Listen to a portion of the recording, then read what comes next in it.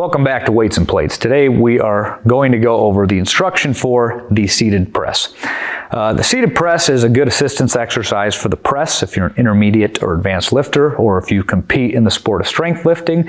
This is a good way to accumulate some volume and work on some weak points, specifically at the bottom of the press.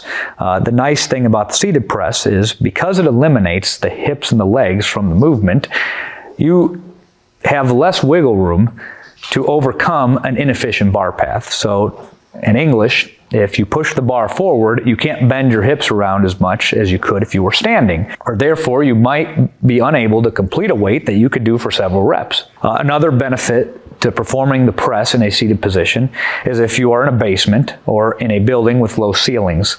If you have low ceilings and let's say you're a tall lifter and your ceilings are not necessarily super low, and you have a full-size plate on each end of the bar, you might hit the ceiling. Let's get started here. A few things to note.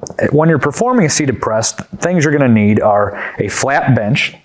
We're not going to perform this on a chair or an inclined bench, inclined all the way to 90 degrees. We're not going to do that. We're not going to do that because we still want the abs and the back doing their job of stabilizing the spine while the arms and shoulders push the weight overhead. Ideally, you want to set this up on spotted arms, typically right at above shoulder height, so that you have enough room to get under it and unrack it in place. Now we have eliminated all horizontal motion. The next step is you're going to take a grip just like you would on your press. So take a grip right there on the edge of that knurling next to the smooth. Wrap your hands around it. Keep it on the heel of your hands. So right here, just like you would on a press. Now slide forward towards the bar. So you're a little bit too far back. So you want to be right under the bar where you're going to start your press. You do not want to introduce horizontal motion. Now unrack the bar.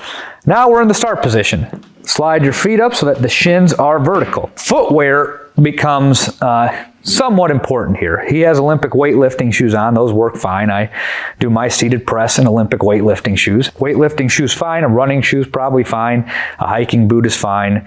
A trail running shoe is fine. Something real grippy is probably going to work best on this type of lift. So let's talk about breathing on the seated press. Breathing on a seated press is the same as breathing on a strict press. The first breath of air takes place before you even take the bar out, ideally. So ideally, you want to inhale, take the bar out, press it, and then exhale at the top. Then you're going to inhale at the top, and then you're going to come down and back up like you would on a bench press. So let's demonstrate that. So big breath, unrack it, drive it up. Good. Big breath, down and up, throw it back, good. Big breath. Good. Good. Very good. Nice work. So with load, you typically want to pick a load that's about 80% of your press to start out. And then you can add 1 to 2 pounds of this per week, depending on where you are. You might go up by 5 the first few weeks, then go up by 2. And then just like the press, you end up going up a little bit at a time. It goes up quite slow. And it can get real heavy. Start light, get used to the movement, and then add like anything else. Like a press, you could wear a belt on these. I've done it with and without a belt. It depends on what aspect of the lift you want to focus on. If they start getting real heavy, you probably want to put a belt on. So that's the seated press. Thank you for tuning in. We'll have more videos to come.